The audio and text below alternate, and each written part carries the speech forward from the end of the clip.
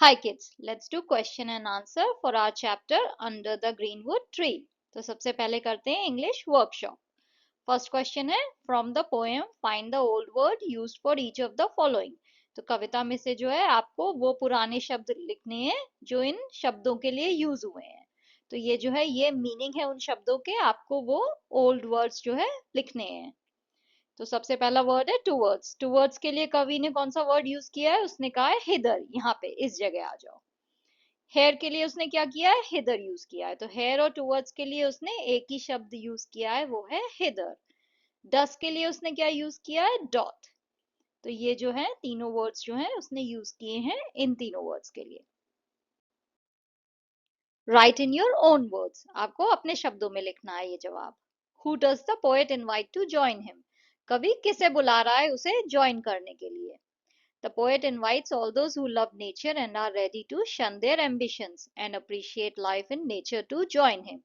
तो कवि जो है उन सब लोगों को बुला रहा है जो प्रकृति से प्रेम करते हैं और जो है अपनी इच्छाओं को वो खत्म करके जो है सिर्फ प्रकृति को एंजॉय करना चाहते हैं, सिर्फ प्रकृति का आनंद लेना चाहते हैं. ऐसे लोग आके उसे ज्वाइन करें. हाउ शुड दैट पर्सन सिंग. उस इंसान को गाना कैसे गाना चाहिए?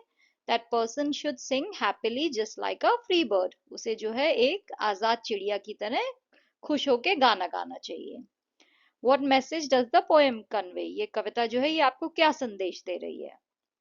The poem conveys the idea that nature provides man with relaxation and a simple and happy life free of the evils of civilization.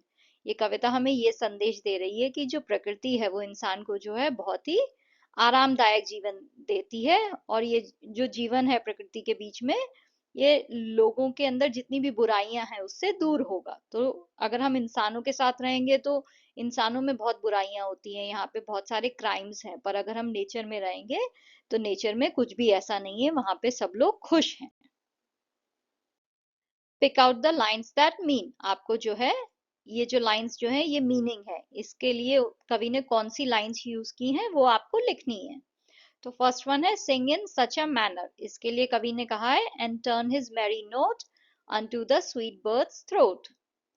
One who wishes to join me, who loves to lie with me, who gives up his desire for wealth, power, fame, etc., who doth ambition shun.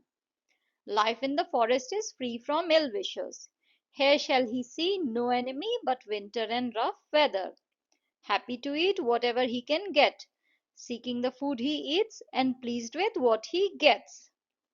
Find from the internet and write down. आपको internet में ढूंढ के जो है इन सवालों के जवाब लिखने हैं.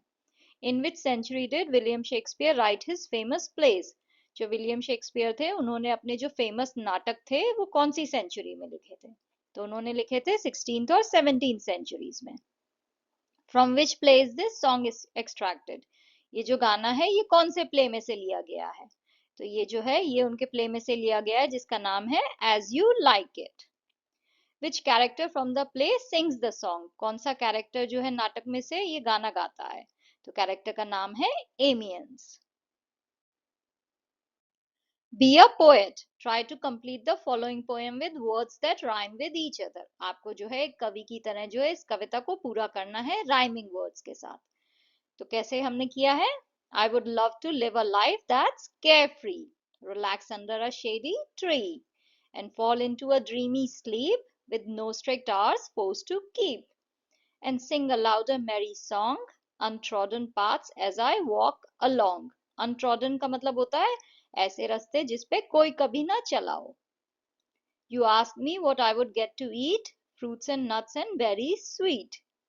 You ask me with whom I'd get to play, birds and animals happy and gay. And if a woodcutter put a chop, firmly I would put a stop. So that's the life I would like lead, free from worries, free from greed. Thank you for watching. If you liked the video, please like, share and subscribe the channel. Thank you.